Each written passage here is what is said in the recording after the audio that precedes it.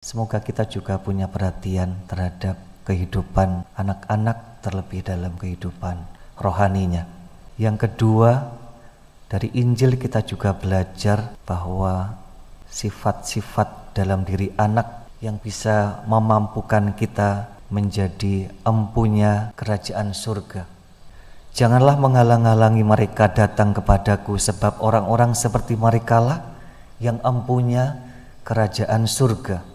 Pasti bukan sifat anak-anakannya, tapi kepolosan, keluguan, kesederhanaan, kesucian dari anak-anak tetap bisa menjadi semangat bagi kita untuk juga memilikinya. Kerap kali kita orang dewasa tidak lagi memiliki kepolosan ini. Ada topeng yang kita pakai, ada semangat kemunafikan, ada yang ditutup-tutupi dari kita. Tentu kita bisa belajar dari anak juga soal ketergantungan mereka. Anak sangat tergantung pada orang tua. Ketergantungan ini bisa juga kita pakai dalam kaitannya dengan Tuhan. Dalam nama Bapa dan Putera dan Roh Kudus. Amin. Rahmat Tuhan kita Yesus Kristus, cinta kasih Allah dan persekutuan Roh Kudus bersamamu dan bersama rohmu. Kita rayakan dengan gembira pada perayaan Ekaristi pagi ini, peringatan Santo Maximilianus Maria Kolbe, seorang imam sekaligus martir gereja. Setelah Santo Maximilianus menjadi seorang imam Fransiskan, dia berkarya di negaranya, bertepatan tentara Nazi Jerman menyerang Polandia. Kemartirannya terjadi ketika di kamp tahanan, seorang tahanan melarikan diri, mengakibatkan tentara Nazi Jerman menghukum secara acak 10 orang. Salah satu di antaranya adalah seorang bapak memohon-mohon supaya dibebaskan, tidak dibunuh. Maka Santo Maximilianus menawarkan diri hidupnya menggantikan bapak itu. Keberanian dari Santo Maximilianus ini kiranya menjadi teladan bagi kita. Dari Injil hari ini kita tahu bahwa Tuhan Yesus mempunyai perhatian yang besar terhadap anak-anak.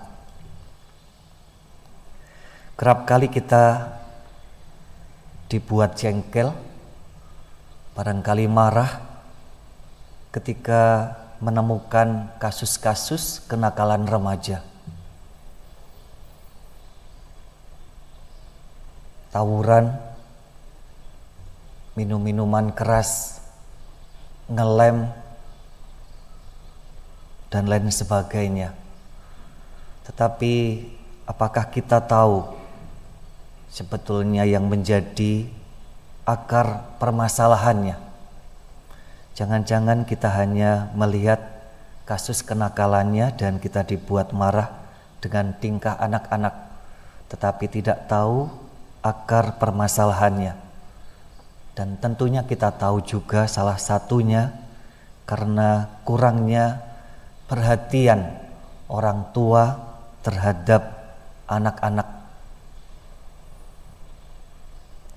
Mau bagaimanapun juga peran orang tua tidak tergantikan sebagai pendidik pertama dan utama bagi anak-anak. Tidak tergantikan. Bisa jadi orang tua merasa cukup dengan fasilitas yang diberikan.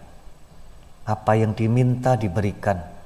Uang dan fasilitas-fasilitas barangkali cukup. Barangkali juga yang mampu satu anak, satu baby sister. Tetapi tetap anak membutuhkan keluarga yang bahagia.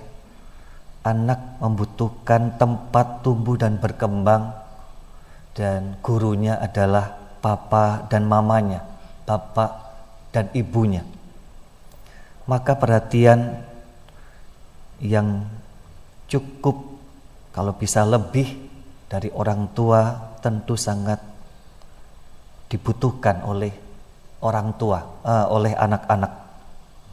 Saya senang sedari kecil anak-anak dibiasakan dengan kehidupan rohani.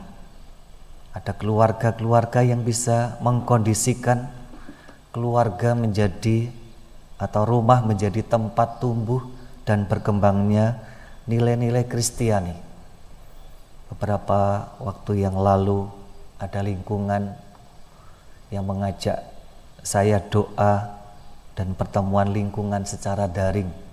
Saya gembira ketika melihat ada satu keluarga, bapak, ibu, dan 2 anaknya ikut di situ.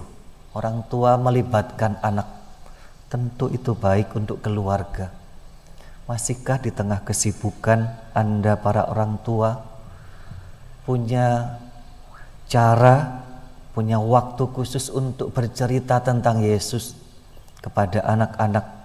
Masihkah ada waktu untuk mengajari anak untuk berdoa, membuat tanda salib, mengajari mereka doa-doa yang pokok, mengkondisikan anak supaya cinta pada Ekaristi? Ada hal-hal sederhana, kecil tetapi bagus untuk tumbuh dan berkembangnya kehidupan rohani bagi anak-anak. Yesus punya perhatian yang lebih dalam kesibukannya, barangkali dalam keletihannya ketika murid-muridnya menghalangi orang tua untuk mengajak anaknya datang kepada Yesus. Justru Yesus kemudian menjadi marah terhadap murid-muridnya. Biarkan anak-anak itu datang kepadaku. Dan Yesus meletakkan tangannya serta mendoakannya. Semoga kita juga punya perhatian terhadap kehidupan anak-anak, terlebih dalam kehidupan rohaninya. Yang kedua, dari Injil kita juga belajar bahwa sifat-sifat dalam diri anak yang bisa memampukan kita menjadi empunya kerajaan surga.